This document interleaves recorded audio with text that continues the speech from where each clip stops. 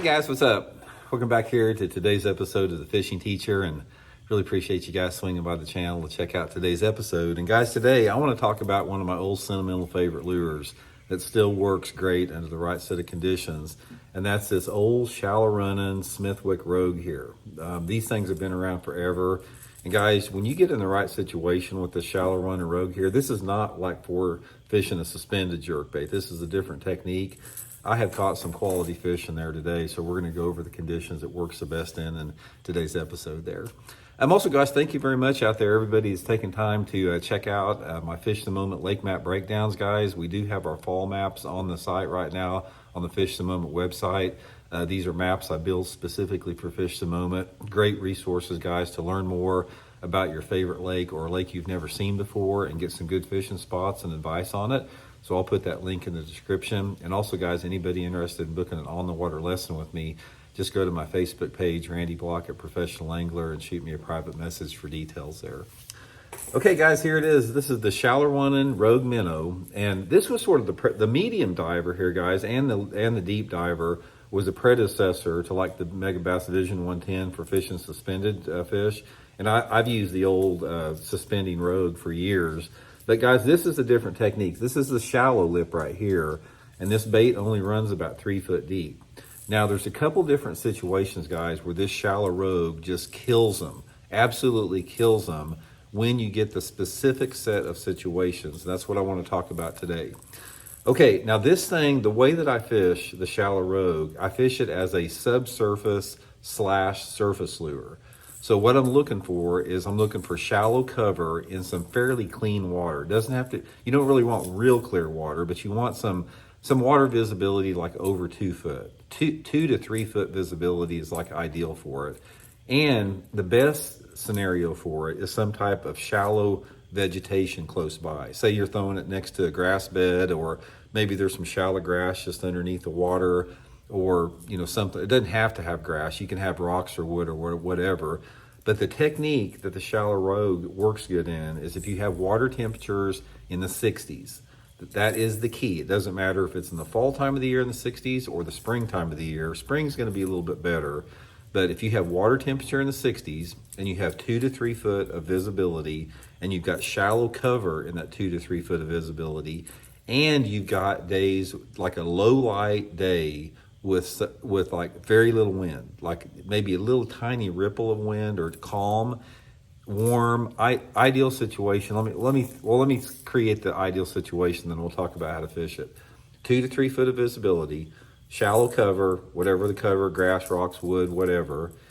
A cloudy day, preferably, not much wind at all, and like a lot of humidity in the air. And it works, the darker the skies, the better.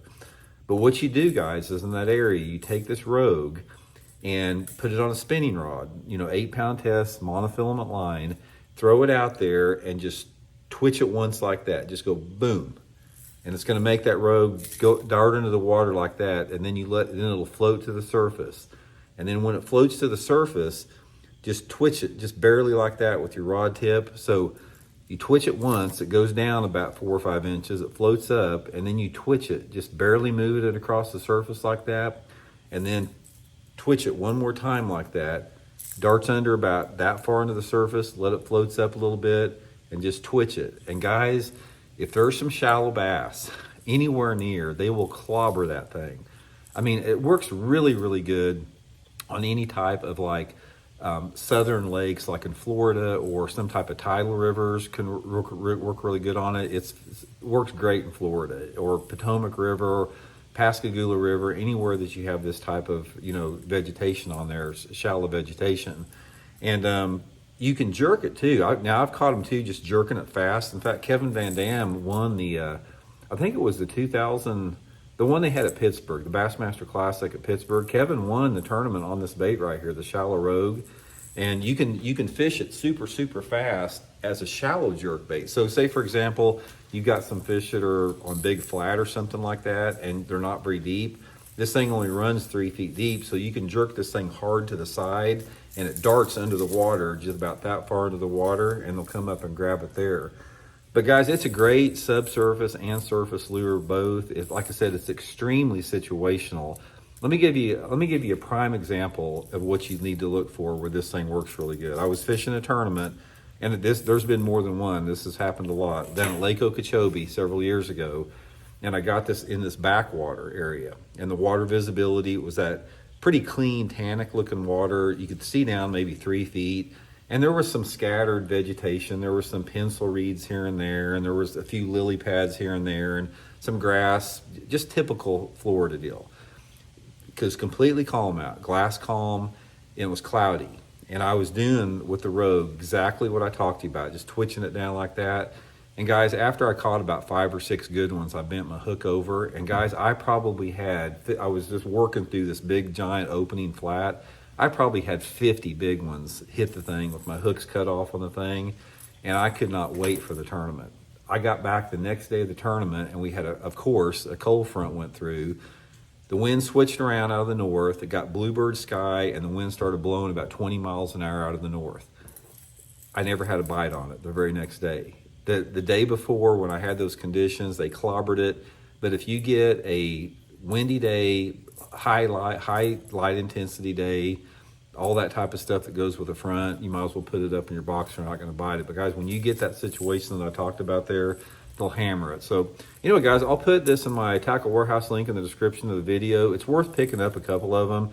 This is my favorite color, which is the blackback silver side and orange belly, or just the blackback silver side. And I have caught them on gold here too. You see, I got quite a few of them here. They're one of my favorite baits. This one right here, this gold works pretty good too. I've caught a lot on that. But anyway, guys, pick you up a couple of them, see what you think, and hope it helps you guys catch some. See it.